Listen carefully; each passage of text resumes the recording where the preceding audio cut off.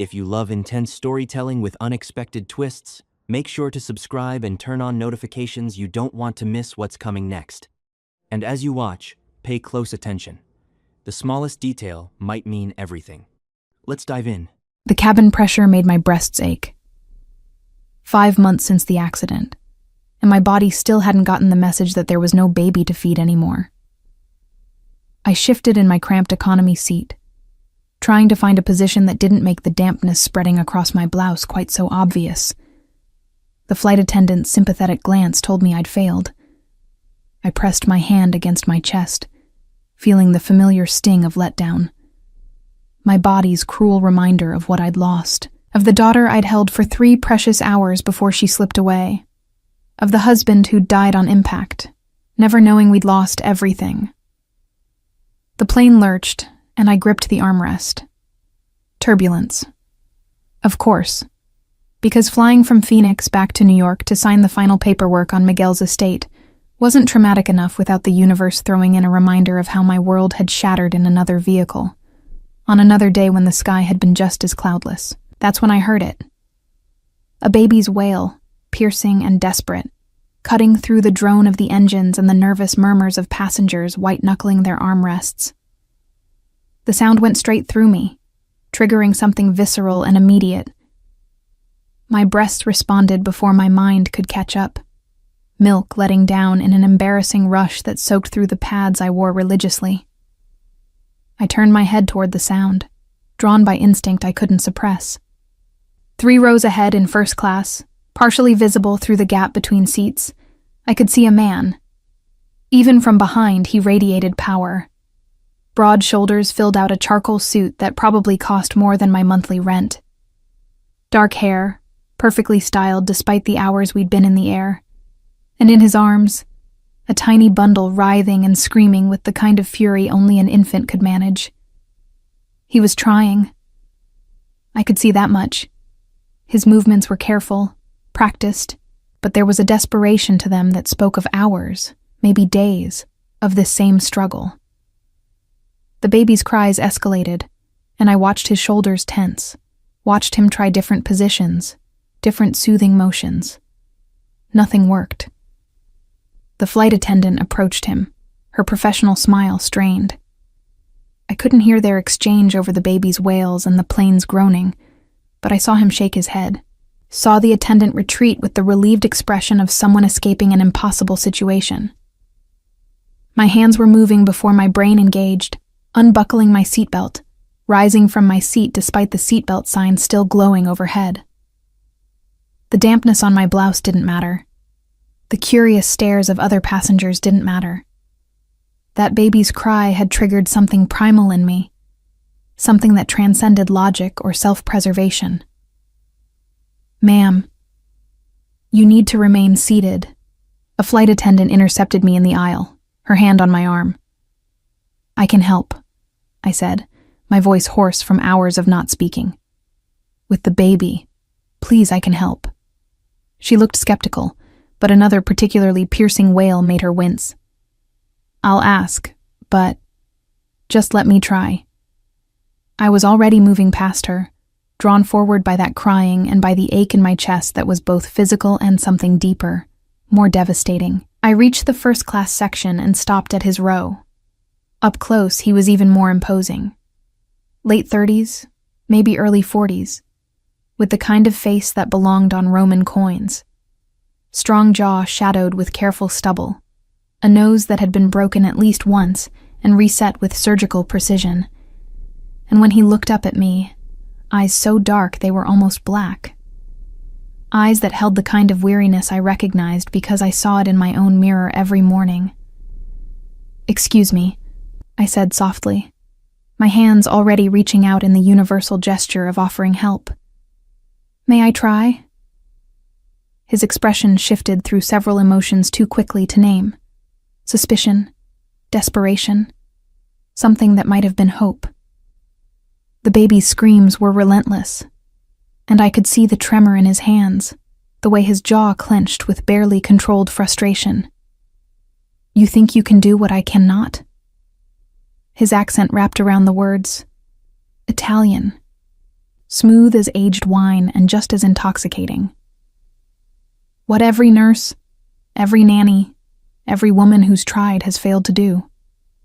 "Let me try," I repeated, and something in my voice must have reached him, because he stood, towering over me, and carefully, almost reverently, transferred the screaming bundle into my arms. The moment Pablo, I would learn his name later, settled against my chest, everything changed. The weight of him, warm and solid and alive, fit perfectly in the hollow space I'd been carrying. His tiny fists unclenched from their angry balls, his red, tear-stained face turned toward me, little mouth rooting instinctively. And then, miracle of miracles, he went quiet. Not just quiet, silent. His dark eyes, so like his father's, fixed on my face with an intensity that seemed impossible for someone so small. His breathing evened out. One tiny hand found its way to rest against my collarbone, right where my heart was thundering. The cabin seemed to hold its breath.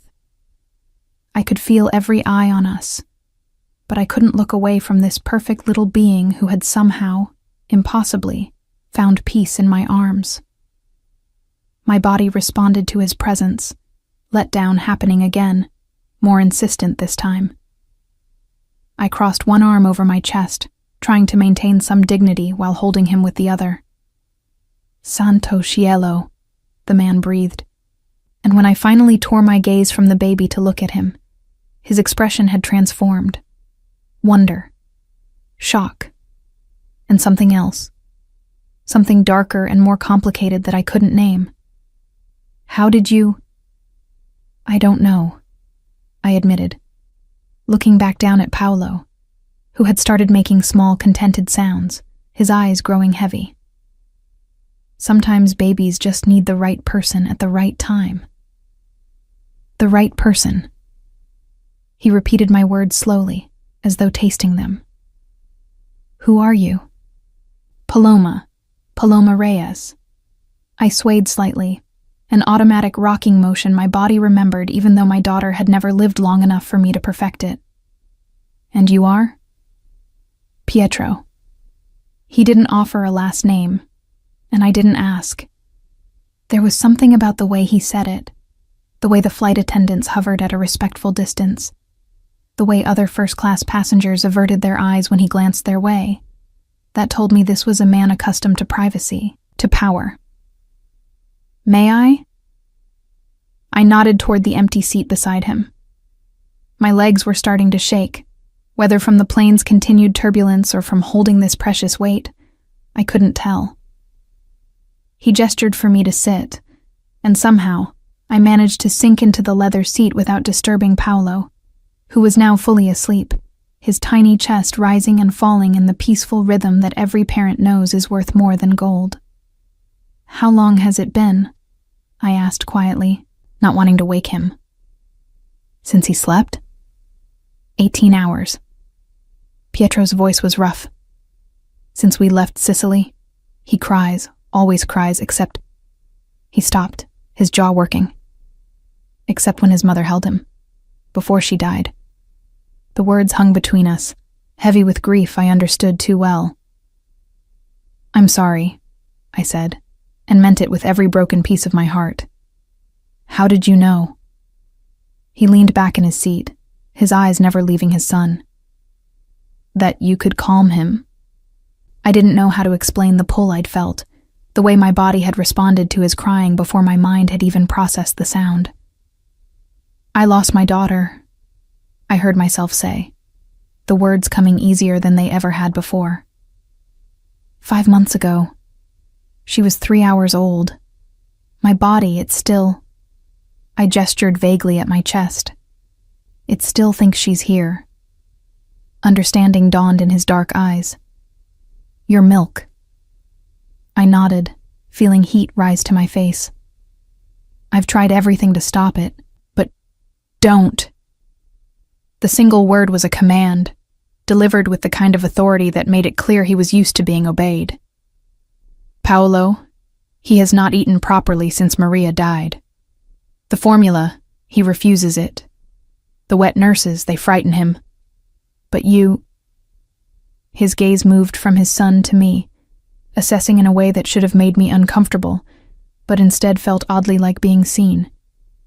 "You, he trusts." "I couldn't," I started, but he was already shaking his head. "In my family, there is an old tradition. Very old. From the hills of Sicily, from before we came to America, before we became what we are now." He leaned closer, his voice dropping to something almost reverent. "When a woman can nurse the child of the dawn, when a child finds peace only in her arms, it is a sign, a sacred bond. That woman becomes familia, family, untouchable, protected by the old laws that even our enemies must respect. I can't just—" But Paolo chose that moment to root against my breast again, his little mouth seeking what my body was all too ready to provide. "The plane will land in 40 minutes, Pietro continued, his voice softer now. "Let him sleep. Let him have peace. And then, Paloma Reyes, we will talk about what this means. What you mean. Because you have done something no one else could do. You have given my son back to me." I looked down at the sleeping baby in my arms, at his perfect little face finally relaxed in rest, and felt something crack open inside my chest. This wasn't my daughter. This baby wasn't mine. But holding him, feeling his weight, his warmth, his absolute trust, it was like being handed a reason to keep breathing when I'd forgotten how. "Okay," I whispered, not knowing what I was agreeing to, only knowing that I couldn't let go. Not yet. Maybe not ever. Pietro's hand came to rest on Paolo's head, gentle, protective, and his fingers brushed against my arm. The touch was brief, but electric, and when our eyes met, I saw something there that both terrified and compelled me. "Grazie," he said softly. "You have given me back my world." I didn't understand then, couldn't have known, that in saving his son, I had bound myself to something far more complicated than gratitude, that the man beside me wasn't just a father, that the old traditions he spoke of weren't just pretty stories, that by calming Paolo Valente, I had marked myself in ways that would change everything. The plane began its descent into New York, and I held that sleeping baby closer, breathing in his sweet infant smell, feeling my body respond to his nearness in ways that were both painful and healing. Behind us, I could feel the weight of stairs, the whispered conversations. But in that moment, in that small bubble of first-class peace, there was only the three of us. A broken woman with empty arms, a powerful man with a sleeping son, and a baby who had somehow, impossibly, bridged the gap between them. The car waiting for us at JFK wasn't just expensive, it was a statement. A black Mercedes S-Class with windows tinted so dark I couldn't see inside, until the driver, a man built like a professional linebacker in an immaculate suit, opened the rear door. "This isn't necessary," I said, shifting Paolo's weight in my arms. He was still sleeping, had slept through the entire landing, through the privileged deplaning that came with being in Pietro Valente's orbit. "I can take a cab to my apartment." Pietro's hand settled at the small of my back, guiding me toward the car with gentle insistence. "A cab? To where? The Bronx?" He said it like he already knew the answer, and the realization sent ice through my veins. "How do you—" "Get in, Paloma. We will talk." Not a request. Never a request with him, I was learning. I slid into the leather interior, Paolo still cradled against my chest. The car smelled of expensive cologne and something else, something that spoke of power and danger in equal measure. Pietro settled beside me, close enough that I could feel his body heat, and the driver closed the door with a soft, final click. "Where are we going?" I asked as the car pulled smoothly into traffic. "My home. You and Paolo need somewhere safe, somewhere he can eat properly, sleep properly." His dark eyes found mine. Somewhere you can rest without worrying about rent you cannot pay, or a landlord who is 2 weeks away from evicting you. The specificity of his knowledge made my stomach clench. You had me investigated. The moment you touched my son, yes. No apology in his voice. By the time the plane landed, I knew everything. Your husband, Miguel, dead 5 months. Your daughter, Sophia, 3 hours old when her heart stopped. The medical bills that bankrupted you. The apartment you can barely afford. The job interviews you've been going to. The positions you don't get because grief is written all over your face. Tears stung my eyes, but I refused to let them fall. You had no right. I had every right. His voice was firm, but not unkind. A stranger approaches my son, claims she can help when no one else could. You think I would let you near him without knowing exactly who you are, what you are, and what am I? The question came out sharper than intended. His gaze softened fractionally. Someone who understands loss. Someone whose body remembers what her arms have forgotten. Someone my son recognizes as safe. He paused. Someone I can trust, or someone I need to protect my son from. I had to know which. And what did you decide? That you are what you appear to be, a woman broken by tragedy, struggling to survive, who saw a crying baby and could not help but try to comfort him. His hand came to rest on Paolo's head, his fingers gentle. That you are exactly what my son needs. What I need. The weight of those words settled over me like a blanket, warm and suffocating all at once. I'm not a wet nurse. I can't just move into your home and... Can't you? He tilted his head slightly. What waits for you in that apartment, Paloma? An eviction notice? Empty rooms that echo with everything you've lost? Or do you prefer the hospital where you gave birth, where you held Sophia before she died? Is that where you've been going these past months, sitting in the parking lot, unable to leave, unable to enter? I felt the blood drain from my face. How do you know that? Because I know grief. His voice dropped lower, more intimate. I know how it drives us to return to the places where we last felt whole, even when those places destroy us a little more each time. I know because I am the same. I sit in Maria's room, in the nursery she designed, and I hold our son who will not stop crying. And I wonder if he knows, if he can feel that she is gone. The raw honesty in his voice cracked something inside me. Pietro, let me help you, as you have helped me. His hand found mine, the touch brief but electric. Stay with us. Feed my son with the milk meant for your daughter.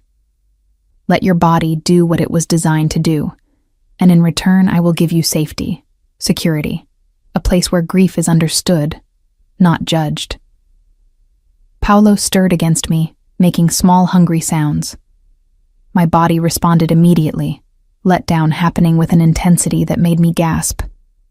Pietro noticed, of course he noticed, his eyes dropping to where my blouse was dampening again. Please, he said, and the single word held more weight than any command. Let him feed. He needs you. I need you to do this. I looked down at the baby in my arms, at his perfect little face starting to scrunch with coming hunger, and felt my resistance crumble. What was I holding on to anyway? Pride? The illusion of independence when I was 3 weeks from homelessness? The pretense that I was fine when I spent every night crying myself to sleep in the apartment where I'd prepared a nursery for a daughter who never came home. Just for tonight, I heard myself say. Until he's eating properly again. Until you find someone more appropriate. Pietro's smile was slight but triumphant. Of course, just for tonight. But we both knew it was a lie. The Valente estate was in Westchester, hidden behind walls that seemed more fortress than fence. The gates opened automatically as we approached, and I caught glimpses of men stationed at various points, their suits not quite hiding the bulk of weapons beneath. "Is all this security really necessary?" I asked, as we pulled up to a house that put mansion to shame. "In my world, yes." Pietro's voice was matter of fact. "I have made many enemies building my empire. Men who would use my son to hurt me, if they could reach him. Men who would see this," he gestured to Paolo, "as weakness to exploit." "What kind of empire?" I asked, though I suspected I already knew. He met my eyes steadily. "The kind that requires walls and guards and absolute loyalty. The kind my father built, and his father before him. The kind that has kept our family powerful for 3 generations in America, and centuries before that in Sicily. You're telling me I'm telling you that I am a man who protects what is his." He opened his door as the driver came around. "And as of today, Paloma Reyes, you are under that protection, which means you are safe, which also means..." His expression hardened slightly. "There is no leaving without my permission. Not because you are a prisoner, but because the moment you stepped into my car, you became valuable. Visible. A target for anyone who wants to hurt me through my son." The realization of what I'd agreed to crashed over me. I can't just disappear. People will ask questions. My landlord might... Your landlord has been paid through the end of your lease and convinced that you've moved in with family. Pietro helped me from the car, his hand supporting my elbow. "Your few friends have received messages from your phone, sad but understandable, that you need time away to heal. Your grief counselor has been informed you're taking a break from sessions. As far as the world is concerned, Paloma Reyes is taking time to recover from her loss. Nothing unusual. Nothing to investigate."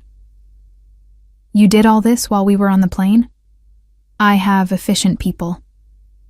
He guided me toward the entrance where a woman in her 50s waited, her expression warm but assessing.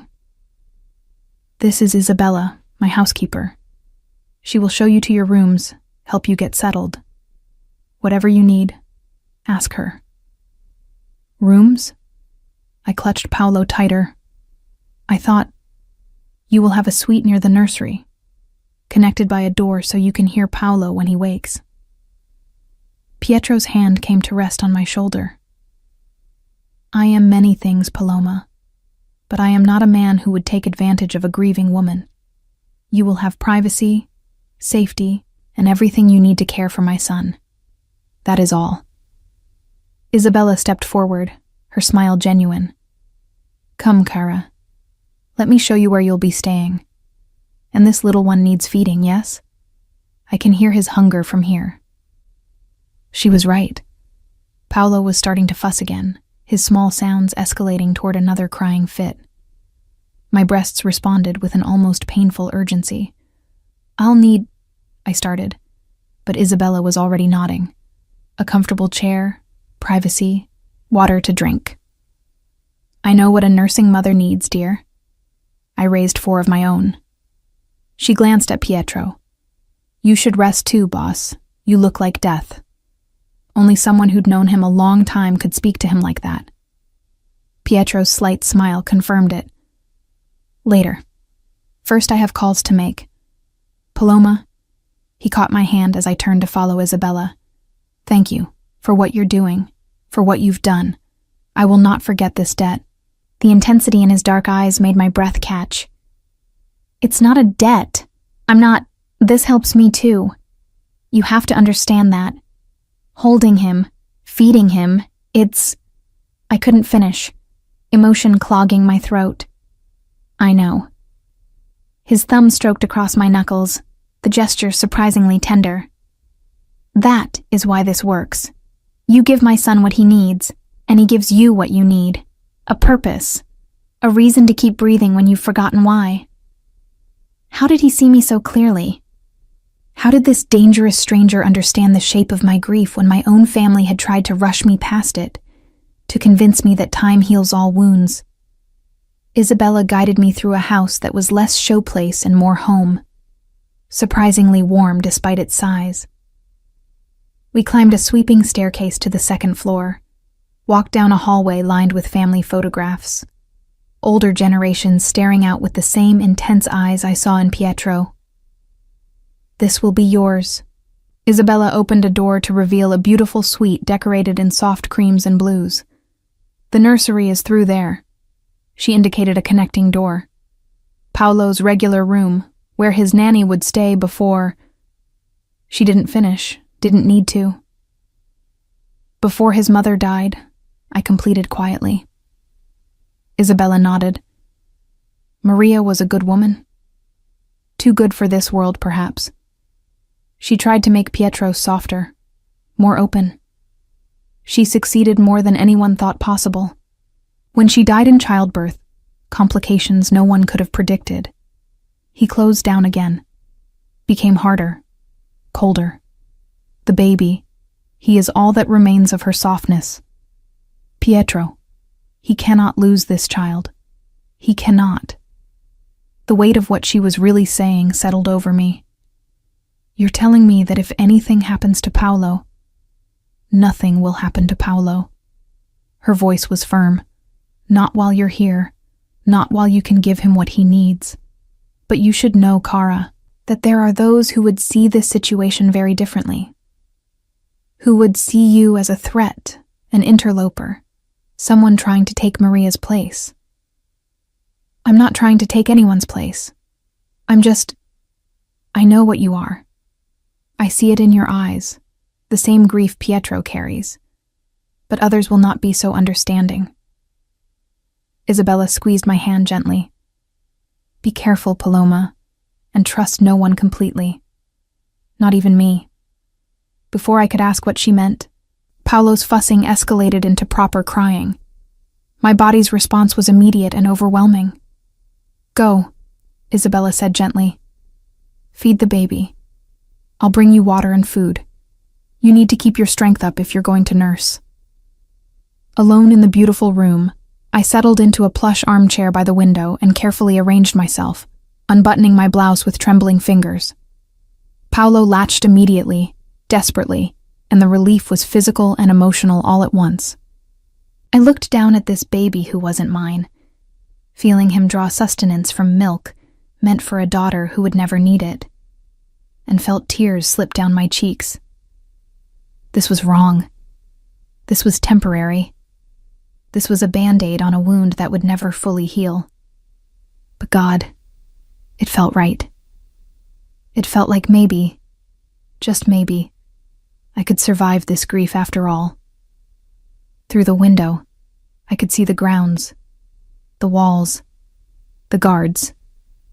Could see the cage I'd walked into, gilded but a cage nonetheless. And in the doorway, barely visible in the dimming light, I saw Pietro watching. His expression unreadable. His presence a reminder that I was in his world now. Safe, protected, trapped. Mine, his eyes seemed to say. And despite everything, despite all the warning screaming in my head, part of me whispered back, "Yours." 3 days passed in a strange dreamlike haze. I woke each morning in that beautiful room, nursed Paolo every few hours, and existed in a bubble of domesticity that felt both foreign and achingly familiar. The routine was simple. Feed the baby, sleep when he slept, eat the meals Isabella brought with maternal insistence, and try not to think about how completely my life had been consumed. Pietro was around, but not intrusive. He'd appear during feedings sometimes, watching from the doorway with that unreadable expression. He'd hold Paolo between nursing sessions, walking the nursery with his son against his shoulder, speaking to him in soft Italian that sounded like prayers. But he never pushed, never demanded more than what I was already giving. It was the 4th morning when everything shifted. I woke to find not Isabella, but Pietro sitting in the chair by the window, Paolo sleeping peacefully in his arms. The early light caught the edges of his profile, making him look softer somehow. Less like the dangerous man I knew him to be, and more like just a father holding his sleeping son. "He's been down for 3 hours," Pietro said quietly, not looking at me. 3 hours, Paloma. I cannot remember the last time he slept so long without waking in terror, screaming for what he cannot have. I sat up, pulling the covers higher. I was wearing one of the silk nightgowns Isabella had provided, far too expensive and beautiful for someone like me. "He's gaining weight too. I can feel it when I hold him." "Yes." Finally, Pietro looked at me, and something in his expression made my breath catch. "You have given him back his life. How do I repay such a debt?" "It's not a debt," I said, echoing my words from before. "I told you. I know what you told me." He stood, moving to place Paolo in the bassinet near my bed with practiced care. "But I also know that nothing is free, that every gift comes with a price, even ones given from genuine kindness. So I am asking you, Paloma Reyes, what do you want?" The question hung between us. What did I want? To turn back time? To hold my daughter again? To undo the accident that had stolen everything? "I want to understand why I'm really here," I said finally. "You said something on the plane about old traditions, about sacred bonds. What did you mean?" Pietro settled into the chair I'd been using for nursing, his long legs stretched out before him. He was dressed more casually than I'd seen him, dark slacks and a white shirt with the sleeves rolled up, revealing forearms corded with muscle. Even relaxed, he radiated power. "In the old country, in Sicily before my grandfather came to America, there were laws older than governments," he began. "Laws of blood and honor and family. One of these laws was about wet nurses, about women who could feed the children of the powerful when their own mothers could not. I know about wet nurses. That's not exactly rare. But this was different." His dark eyes held mine. "When a woman could calm a Don's child, when that child found peace only with her, it was seen as a sign from God, a sacred trust. That woman became familia, untouchable. To harm her was to harm the child, to harm the bloodline itself, and in return, she was protected absolutely. Given honor, wealth, security for life. That's medieval. Yes, he didn't deny it. But my family, we keep the old ways. We remember the traditions that others have forgotten. And when I saw my son stop crying in your arms, when I saw him root for your milk like he hadn't eaten in days, I knew. The old blood recognized what modern minds dismiss. I'm not Sicilian. I'm not even Italian. My family is Mexican. Blood does not care about borders." Pietro leaned forward, elbows on his knees. "It cares about connection, about the bond between a woman and a child who needs her. You are that woman, Paloma. Whether you believe in the old ways or not, you are bound to my son now, and through him, to me." The certainty in his voice sent a shiver down my spine. "I can't stay here forever. This is temporary, just until Paolo is eating properly, until you find someone more appropriate. There is no one more appropriate." His voice was firm. "Do you think I have not tried? 20 wet nurses in 3 weeks. Every one of them terrified him. Every one of them failed. But you," he stopped, his jaw working. "You he trusts. You he needs. How can I let you go when my son's life depends on you staying? That's not fair. You can't trap me here because I am not trapping you." He stood abruptly, moving to the window. "You are free to leave whenever you wish. I will have you driven anywhere you want to go. Your apartment, a hotel, the airport. Anywhere." Relief flooded through me. "Thank you. I appreciate everything you've done. But I think it's better if... But Paolo will cry." He turned to face me, and his expression was devastating. "He will scream until his voice gives out. He will refuse to eat. He will make himself sick with grief for what he cannot understand. He's lost, and I will be forced to watch my son suffer, knowing the one person who could help him chose to walk away. The manipulation was transparent, but that didn't make it less effective. "That's not fair," I whispered. "No." He crossed back to me, kneeling beside the bed so we were eye level. "It is not fair. Nothing about this situation is fair. Not for you, not for me, not for Paolo.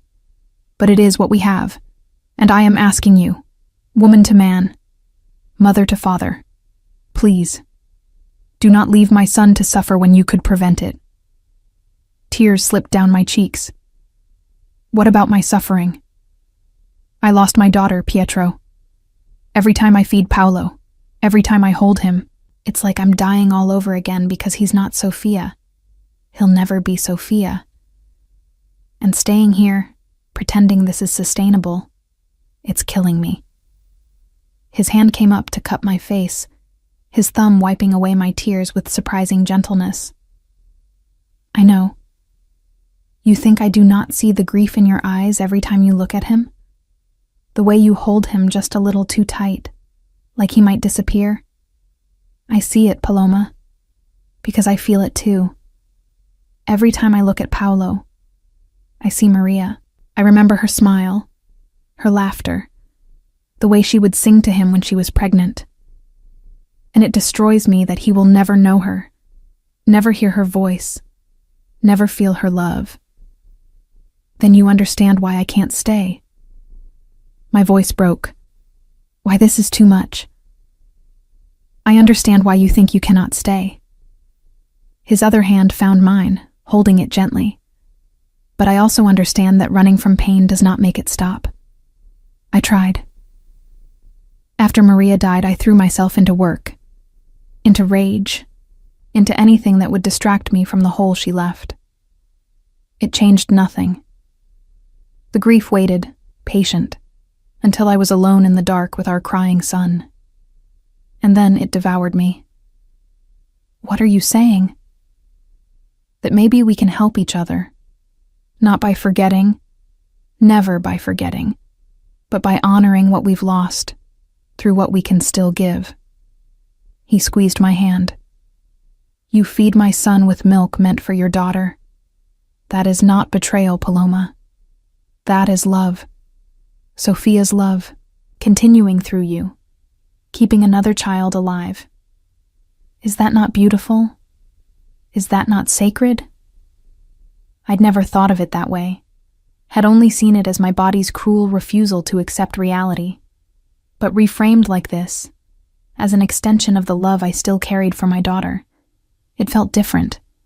Felt like maybe Sofia's brief life could have meaning beyond the grief.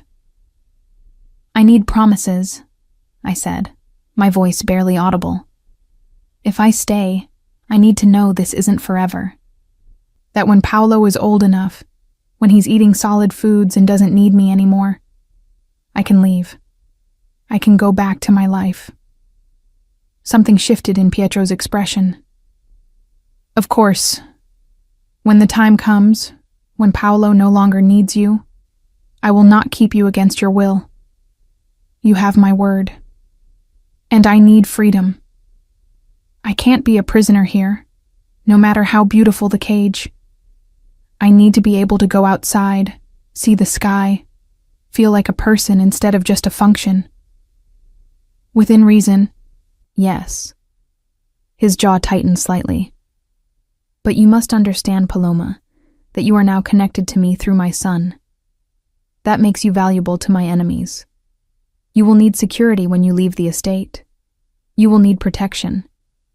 From what? From who?" He was quiet for a long moment, his thumb tracing patterns on my hand. "I have not been entirely honest with you about the nature of my business. I told you my family is powerful, that we have enemies. But I did not tell you the full truth. Tell me now. I am the head of the Valente family." He watched my face carefully. "One of the 5 families that control organized crime in New York and across the northeastern United States. My grandfather built this empire from nothing, My father expanded it, and I have made it stronger still. Legal businesses, yes, many of them, but also other operations, things that exist in shadows, that cannot be spoken of openly. I should have been shocked, should have recoiled. But somehow, I'd already known. Had seen it in the guards, the deference, the way Pietro moved through the world like a man who owned it. You're telling me you're a mafia boss? I am telling you, I am a man who provides for his family through whatever means necessary. His voice was steady. I am telling you that I have enemies who would use you to hurt me, who would take you or Paolo to gain leverage. And I am telling you that as long as you are under my protection, no harm will come to you. But that protection requires you to accept certain limitations. Limitations. The word tasted bitter. You mean control. I mean safety. He stood, his height suddenly intimidating. I have lost my wife, Paloma. I nearly lost my son to grief and starvation. I will not lose you both because you refuse to accept reality. This world I inhabit, it is dangerous. Staying here, staying with Paolo, it puts you in danger too. But at least here, within these walls, I can keep you safe. And if I want to leave anyway, if I decide the danger is worth my freedom? His expression went cold, the warmth I'd glimpsed disappearing behind the mask of the man who commanded an empire. Then I would ask you to wait, to think carefully about what you would be giving up, what Paolo would lose, and if you still chose to go, I would let you. But I would not let you go unprotected. My men would follow you, keep you safe from a distance. Because even if you leave my house, you cannot leave the bond you have with my son. That bond makes you familia, whether you accept it or not. That's insane. That is the old ways. He moved to the door. I need your answer, Paloma. Will you stay, help my son, let me protect you both? Or will you leave, force us both to suffer the consequences of your choice? I looked at Paolo, sleeping peacefully in his bassinet, looked at this tiny innocent who had somehow become my anchor in the storm of grief, thought about my empty apartment, my empty arms, my empty life. 3 months, I heard myself say. I'll stay for 3 months. By then, Paolo should be eating some solid foods, should be less dependent on nursing. And then we reevaluate. We decide together if I stay or go. Pietro studied me for a long moment. Then he nodded once, sharp and final. 3 months. And in that time, you will see that this arrangement benefits us both more than you know. You will see that safety and purpose are worth more than the illusion of freedom. We'll see. His smile was slight but knowing. Yes, we will. He opened the door, then paused. Isabella will bring you breakfast. Rest today. Tonight I would like you to join me for dinner. Just the two of us, once Paolo is settled. We should know each other better if we are to share this responsibility. Is that a request or a command? With me, does it matter? His eyes glittered with dark humor. Either way, you will come. After he left, I sat in that beautiful room and wondered what I'd agreed to. 3 months living in the home of a mafia boss, nursing his son, bound by traditions I didn't understand and couldn't escape. But as Paolo stirred and reached for me with small, trusting hands, I knew I'd made the only choice I could live with. For better or worse, I was Valente Familia now. And God help me, I wasn't sure I wanted to leave. Dinner with Pietro was supposed to be simple.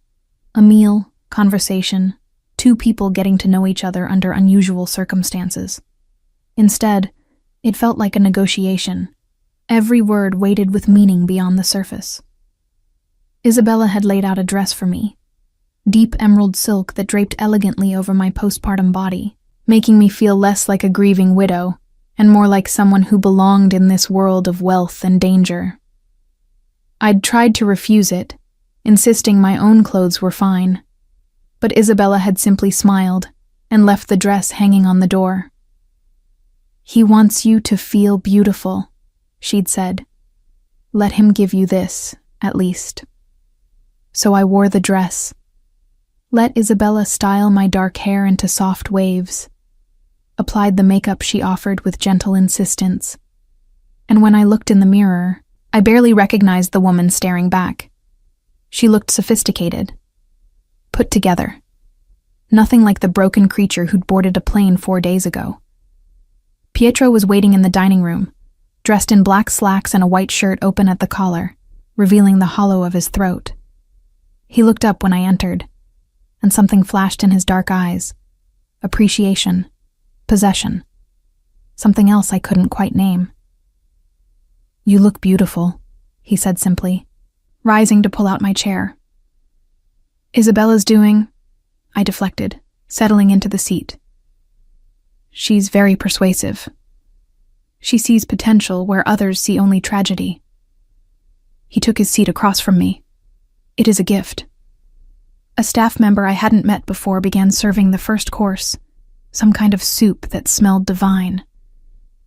We ate in silence for a few moments, the quiet, comfortable rather than awkward. "Tell me about Miguel," Pietro said finally. "Your husband." The request caught me off guard. "Why?" "Because I want to understand who you were before grief changed you. I want to know the woman my son has chosen to trust." I set down my spoon carefully. Miguel was kind. Too kind, maybe. He worked as a teacher, elementary school. He loved children, loved seeing their faces light up when they learned something new. We met at a community center where I volunteered. He asked me to coffee 3 times before I said yes. "Why did you finally agree?" A small smile tugged at my lips despite the ache in my chest. He brought flowers to the community center every week. "Not for me," he'd say, "just brightening the place up." But they were always my favorites. Peonies in spring, sunflowers in summer. He was patient, persistent without being pushy. He sounds like a good man. He was. Past tense, always past tense now. We had 3 years together. Got married at City Hall because we couldn't afford anything else. Tried for a baby for 2 years before it finally happened. We were so happy when I got pregnant. So ridiculously, naively happy. Pietro's hand reached across the table, covering mine. "What happened?" Miguel was driving us to my doctor's appointment. I was 8 months pregnant, uncomfortable, complaining about everything. He was making jokes, trying to get me to smile. My voice cracked. The truck ran a red light. Hit us on the driver's side. He died instantly. They told me he didn't suffer, like that was supposed to make it better. "And Sophia?" "Emergency C-section. They got her out, got her breathing. But something was wrong. Her heart, they said. A defect they'd missed in all the ultrasounds. She fought for 3 hours. I got to hold her, feed her once from a bottle they gave me.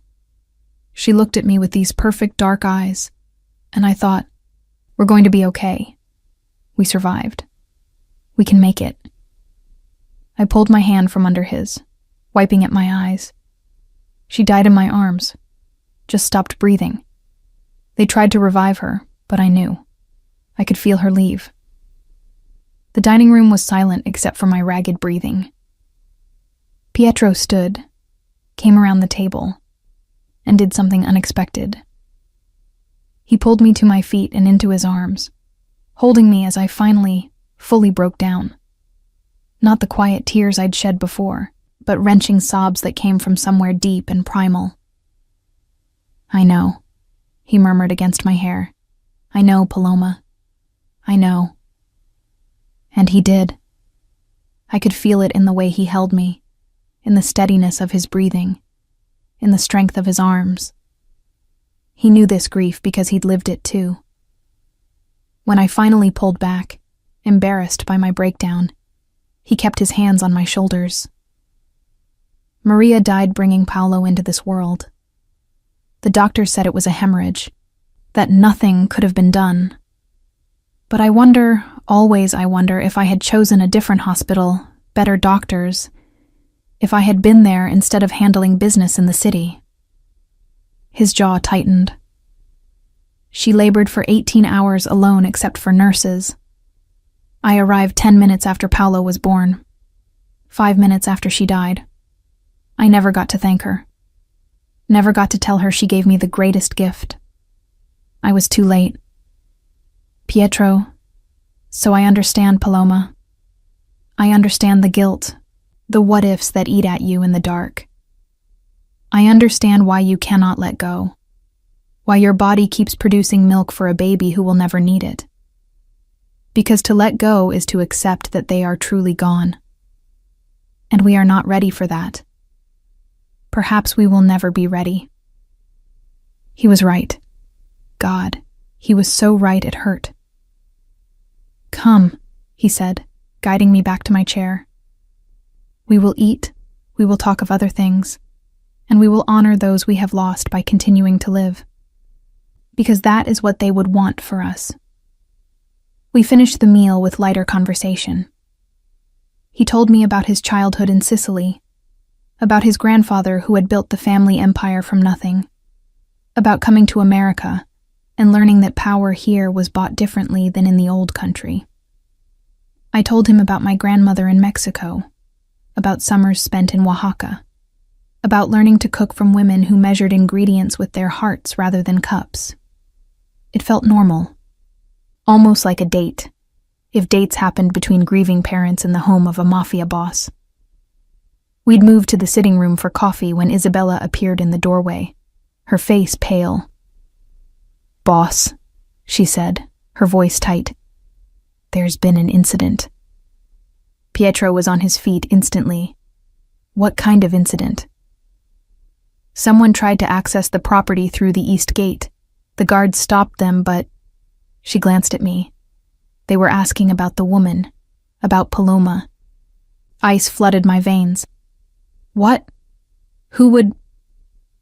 Did they get any information? Pietro's voice was deadly calm. No. Marco handled it. But boss, they knew her name. They knew she was here. Pietro's expression went cold, the warmth I'd glimpsed during dinner disappearing behind the mask of the man who ruled an empire. Increase security. Double the guards on all entrances. I want to know who sent them and what they wanted within the hour. Already done. Marco wants to brief you. 10 minutes. He turned to me, and his eyes were hard. You will go to your room. You will lock the door. You will not open it for anyone except Isabella or me. Understand? Pietro, what's happening? Who? Now, Paloma. The command in his voice left no room for argument. Isabella guided me upstairs, her hand firm on my elbow. Don't be frightened, Cara. This is what Pietro does. He protects what's his. But I'm not his, I'm just... You're nursing his son. That makes you his in every way that matters. She opened the door to my suite. Stay here. Trust him to keep you safe. After she left, I checked on Paolo, sleeping peacefully in his bassinet, oblivious to the danger that apparently circled us. My hands shook as I locked the connecting door, then the main door, then sank onto the bed. Who would be asking about me? Who even knew I was here? My phone, sitting on the nightstand, buzzed. A text from a number I didn't recognize. You can't hide forever, Paloma. We know what you are to him. We know what you're worth. Terror clawed at my throat. I grabbed the phone, intending to show Pietro, when another message came through. The baby, too. Valente blood. Imagine what people would pay for that. I ran to the door, unlocked it, and nearly collided with Pietro in the hallway. He caught me, his hand steadying me. They texted me, I gasped, shoving the phone at him. They're threatening Paolo. His face went murderous as he read the messages. Marco, he shouted, and immediately the large man appeared. Trace this number. I want to know who sent these messages and where they are, now. Already on it, boss. We've got eyes on 3 suspects from the East Gate attempt. Just waiting for your word. Bring them to the warehouse. I'll deal with them personally. Pietro handed my phone to Marco. Clone this. I want to know every message, every call she's received in the past week. Pietro, you can't just... I started, but he turned to me, his expression brooking no argument. This is what I meant about danger. This is why you cannot leave. They know about you now, Paloma. They know about Paolo, which means every enemy I have will see you both as leverage, as weakness to exploit. Then let me go. If I leave, they won't. They will hunt you more eagerly. His hands framed my face, forcing me to meet his eyes. You think leaving my protection will make you safer? You are the woman nursing Valente blood. That makes you valuable whether you live here or in a motel in Nebraska. The only difference is whether I can protect you. I didn't ask for this. Tears streamed down my face. I didn't ask to be valuable or leverage or any of this. I just wanted to help a crying baby. I know. His voice softened fractionally. But this is the reality now. And I am offering you a choice, Paloma. You can stay here, under my protection, safe behind these walls with guards who will die before letting anyone touch you or Paolo. Or you can leave, try to disappear on your own, and pray my enemies find you before I do. That's not a choice.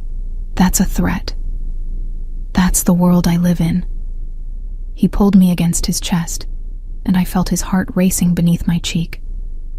I will not apologize for keeping you safe. I will not apologize for doing whatever is necessary to protect my son and the woman who keeps him alive. If that makes me a monster in your eyes, so be it. But you will be a safe, alive woman who thinks me a monster, rather than a dead one who was right about her freedom. I wanted to fight, to argue, to insist this was insane, but the fear flooding my system overrode everything else. Someone had tried to get to me, had threatened Paolo. The safe, predictable world I'd known was truly gone, replaced by this dangerous reality. 3 months, I whispered against his chest. You promised me 3 months. 3 months to decide if you stay, not 3 months of guaranteed freedom at the end. His arms tightened around me. I am sorry, Paloma, truly. But I will not risk you. I cannot. And there it was, the capitulation I'd been resisting since that first car ride. I was his now, whether I wanted to be or not. His to protect. His to keep. His. Okay, I whispered. Okay.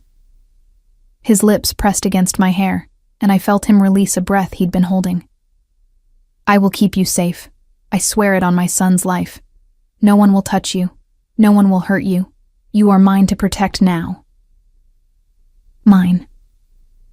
The word should have terrified me. Instead, surrounded by his strength, his certainty, his absolute conviction, I felt something else. Safe. The threats changed everything. What had been a gilded cage became a fortress, and I became something between a prisoner and a queen. Guards shadowed my every move, even within the estate. Pietro had security cameras installed in every hallway, every entrance, every blind spot that might pose a risk, and he became omnipresent.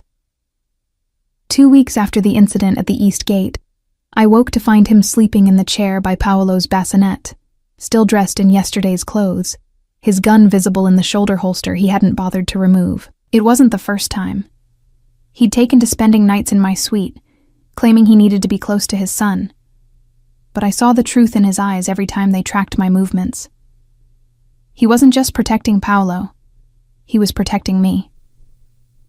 You don't need to sleep in a chair, I said quietly, shifting Paolo to my other breast. The morning feeding, soft light filtering through the curtains, Pietro's dark eyes watching us with an intensity that should have made me uncomfortable, but instead felt like being held. I am not sleeping. He stood, rolling his shoulders to work out the stiffness. I am keeping watch. Your men are keeping watch. You're exhausting yourself. My men failed to prevent those messages from reaching you. His voice was hard. They failed to identify the threat before it got that close. So now I watch. Personally. Pietro. They found the men who sent those texts. He moved to the window, looking out at the grounds. Marco handled the interrogation. They were hired by the Castellano family, paid to gather information about you, about Paolo, about our routines. Ice spread through my veins. The Castellano family? My oldest rivals. We have been at war, cold and calculated, for 3 generations. They control the ports. I control distribution. We maintain balance through mutual destruction if either oversteps. He turned to face me. But you, Paloma, you are new, an unknown variable. They see you as weakness they can exploit. Because I'm nursing Paolo. Because you are not born to this world. Because you appeared suddenly, mysteriously, with no background in the families. Because I have shown you favor, given you access, made you visible. His jaw tightened. I should have kept you hidden, should have been more careful. But I wanted... He stopped, his hands clenching into fists. Wanted what? To show you off. The admission seemed to cost him. To have someone at my table who was not afraid of me, who did not want something from me. To pretend, perhaps, that I could have something normal. Someone normal. I was selfish, and that selfishness put you at risk. I'd never heard him sound so human, so vulnerable. I'm not normal either, not anymore. No, he crossed to me, kneeling beside the chair where I nursed his son. You are extraordinary. You are brave and kind and strong in ways I am not, and I have dragged you into darkness that will never let you go. Then help me understand.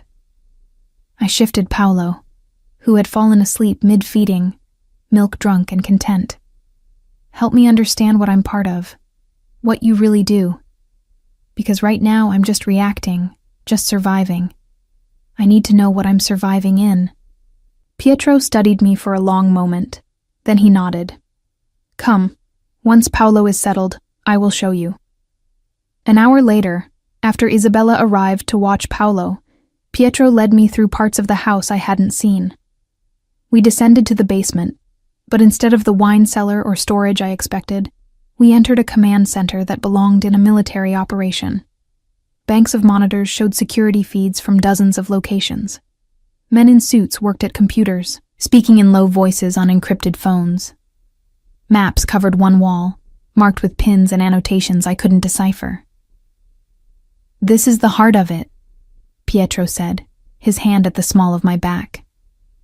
From here, we coordinate everything. The legitimate businesses, yes, but also the operations that keep us powerful, that keep us alive. A man approached, older, with silver hair and sharp eyes. Boss, we have confirmation on the Newark shipment. All packages accounted for. Good. Have Tommaso distribute as planned.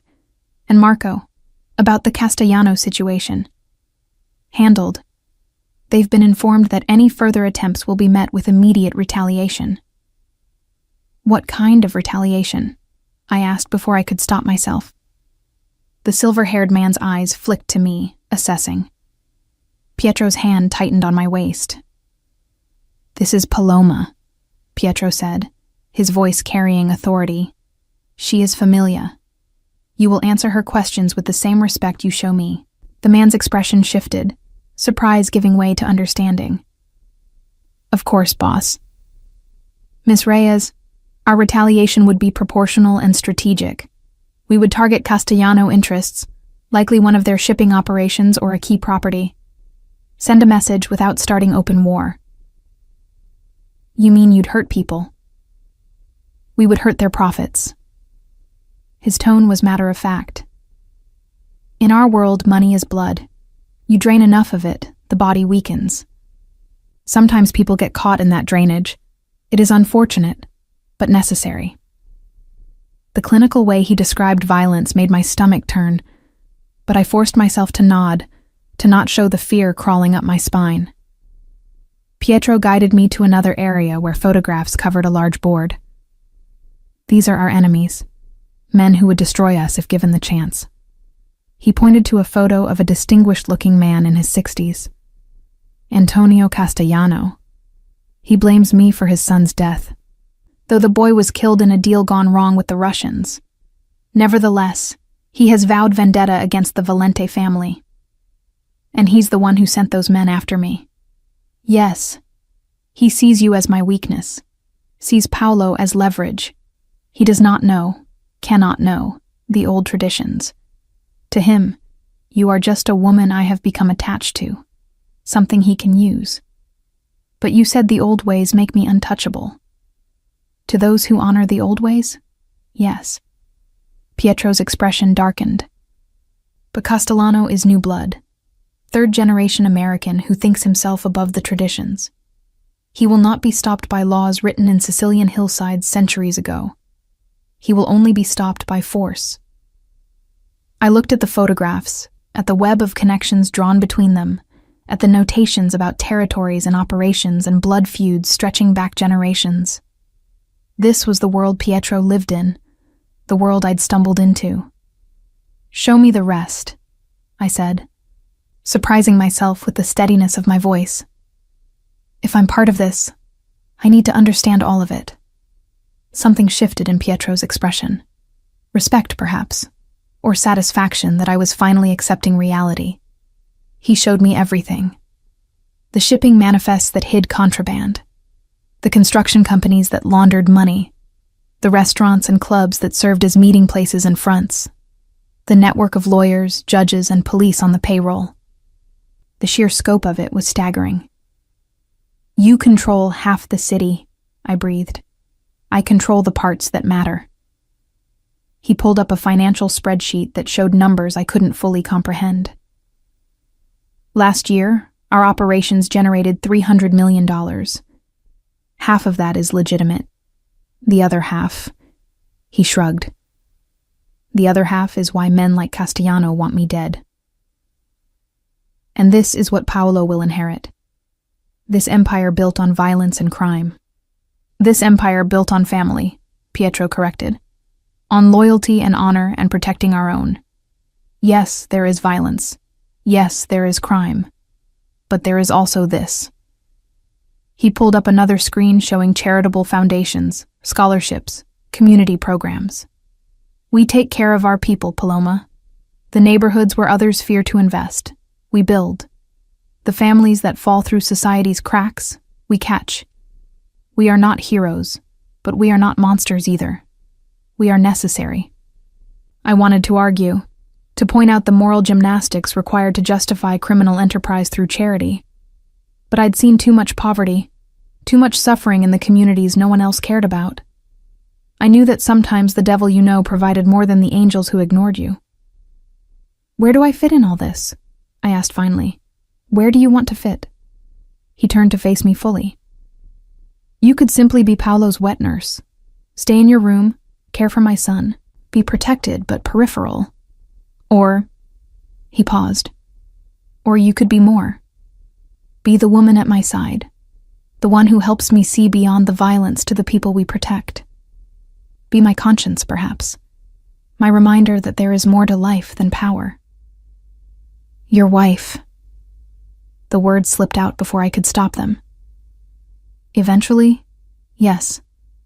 No hesitation, no doubt. When you are ready, when you understand what that means. But for now, just be you.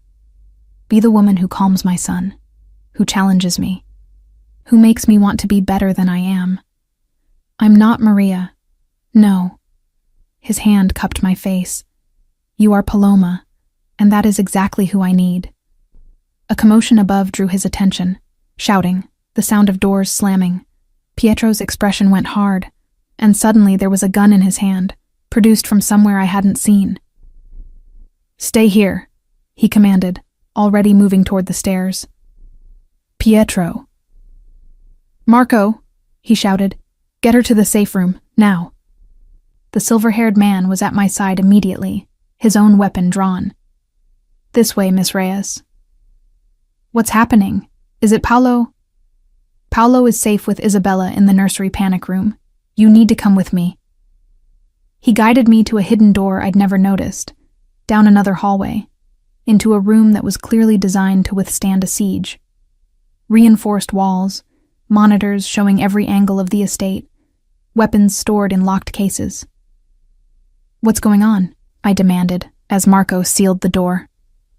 "Someone breached the north perimeter, 2 cars, armed men." He was already on his phone. "Boss, she's secure. Say the word." I couldn't hear Pietro's response, but Marco nodded. "Understood. We'll hold position." Through the monitors, I watched chaos unfold. Men in dark clothes swarming the grounds, Pietro's guards engaging them, gunfire crackling, and Pietro himself, moving with deadly grace, taking down threats with cold efficiency. This was the man I'd been living with, not the careful father who held his son, not the wounded widower who understood my grief. This was the mafia boss who ruled through fear and violence, and I was terrified of him and for him in equal measure. The firefight lasted less than 10 minutes. By the time it was over, 3 of the attackers were dead, 2 were captured, and the rest had fled. Pietro's men had taken some injuries, but nothing fatal. Pietro appeared on the monitor outside the safe room door. "Open it," he commanded. Marco hesitated. "Boss, we should wait for—" "Open the door, Marco." The lock disengaged, and Pietro entered. His white shirt was spattered with blood, his knuckles bruised, his eyes wild with adrenaline and rage. He crossed to me in 3 strides and pulled me against him, his hands shaking as they framed my face. "Are you hurt? Did they touch you?" "No, I'm fine. Marco got me here before—" His mouth crashed down on mine, stealing my breath, my words, my thoughts. The kiss was desperate, possessive, claiming me in ways words never could.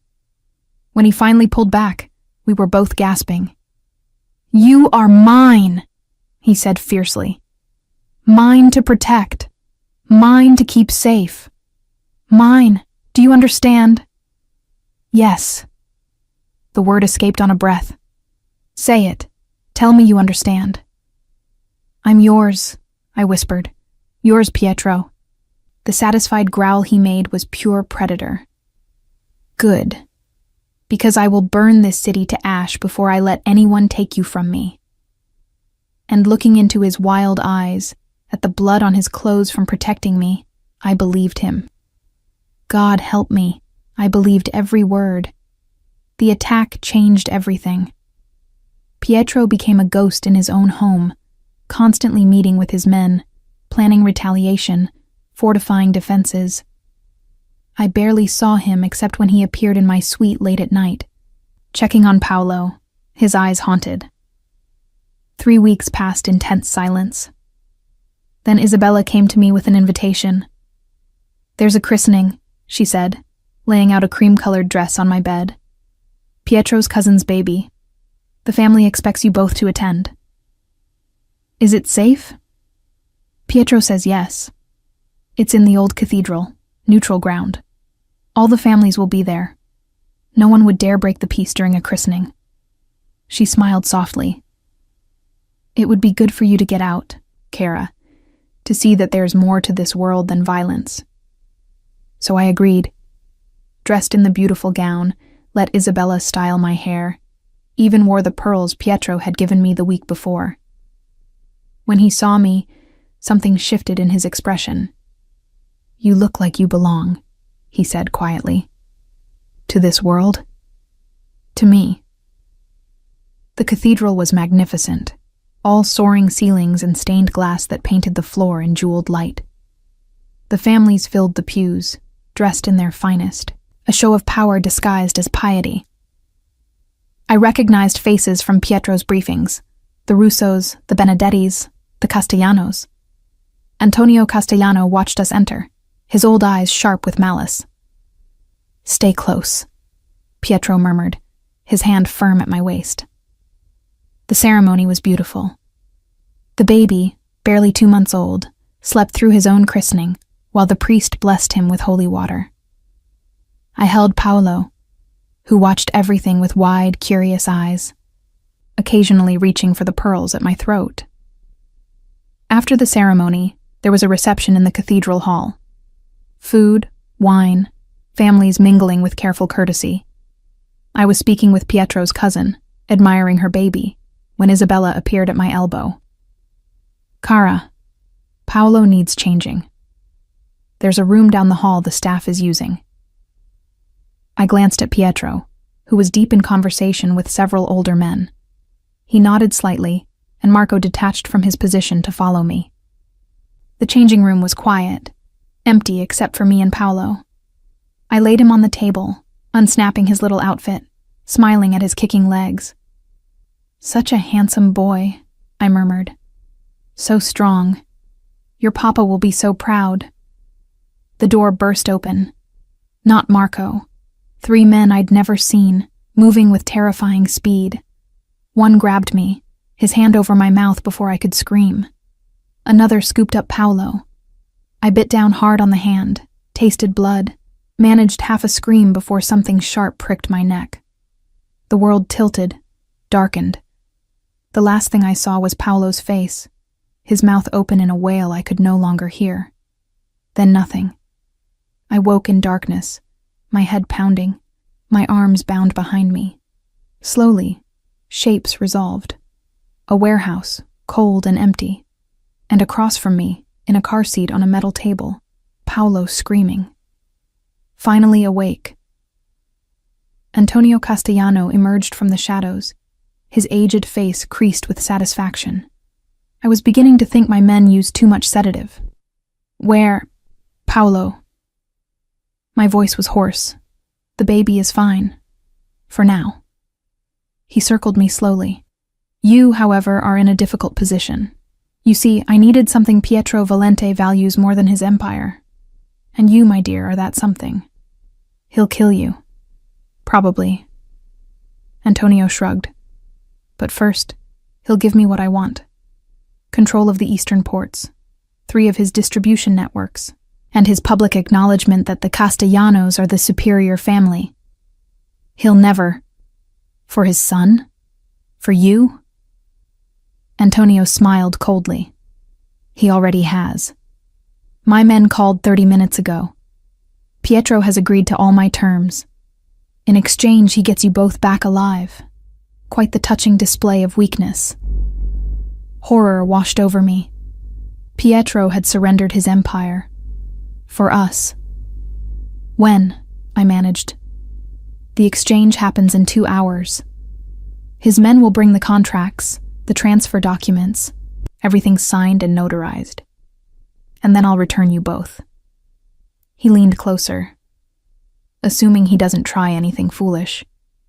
But I knew Pietro, knew he wouldn't just hand over his legacy without a fight, which meant this was all going to end in blood. The 2 hours crawled by. Paolo's screams eventually subsided to whimpers, then exhausted silence. My breasts ached with fullness, my milk letting down at his cries.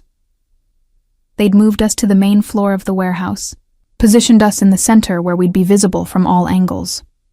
When the doors opened, it wasn't Pietro who entered first. It was Marco, carrying a briefcase, flanked by 2 of Antonio's men. "Where is he?" Antonio demanded. "Outside. He wants to see them first.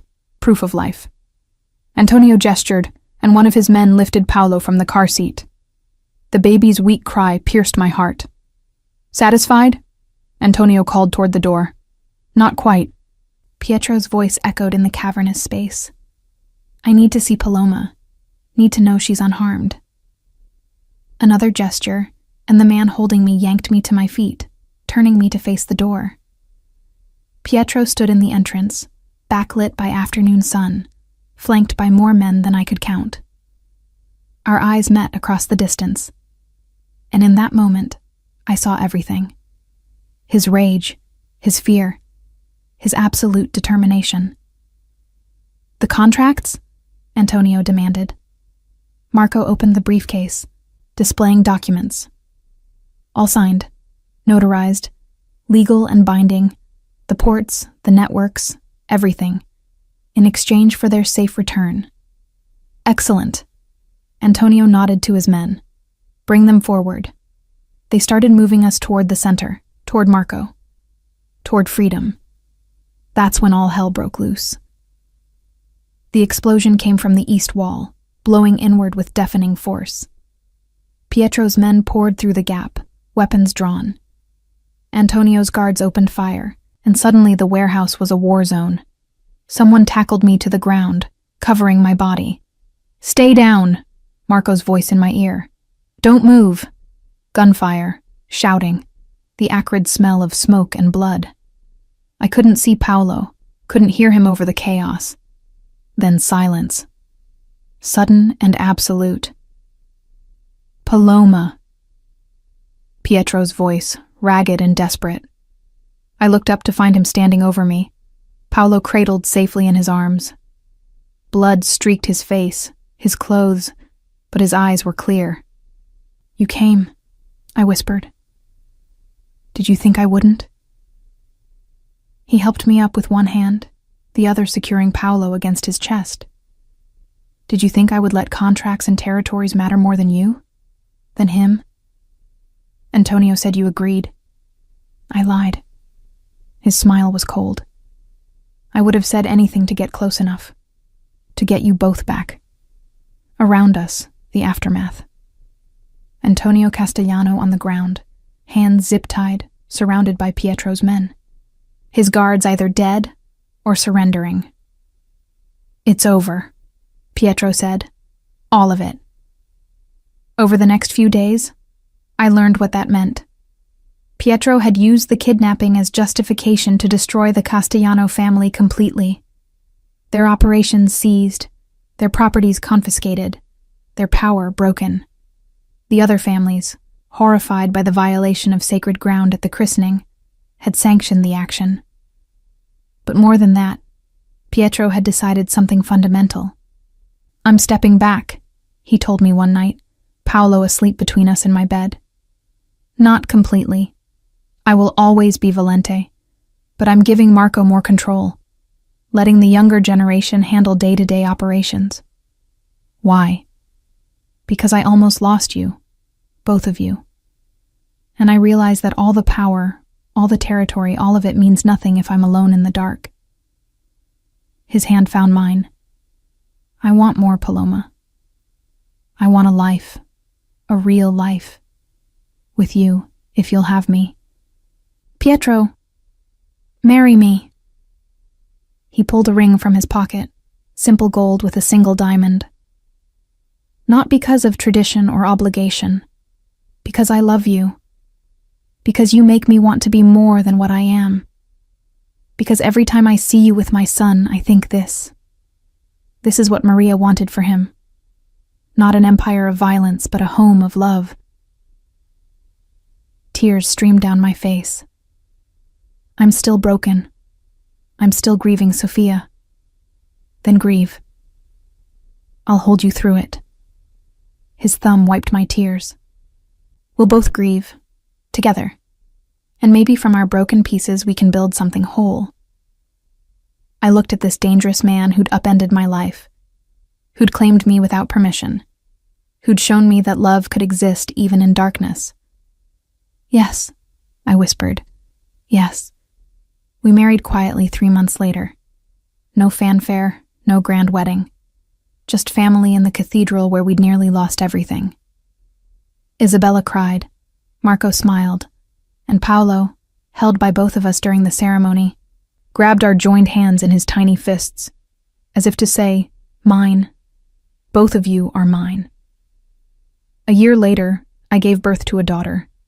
We named her Sophia Maria, for all we'd lost, for all we'd found. Pietro held her with the same reverence he'd shown Paolo, tears streaming down his face. She's perfect. She is. I watched him with our children, this man who'd saved me in more ways than I could count. They both are. As are you, my Paloma. He kissed my forehead. As are you. And in that moment, holding our daughter while our son slept peacefully nearby, I finally understood. I hadn't lost everything in that accident. I'd lost my old life, yes. But I'd found this, a family forged from tragedy, love born from grief, a future I never could have imagined. I was Paloma Valente now, wife to a man who'd renounced his empire for me, mother to children who would grow up knowing both their history and their hope. And I was, finally, completely, home.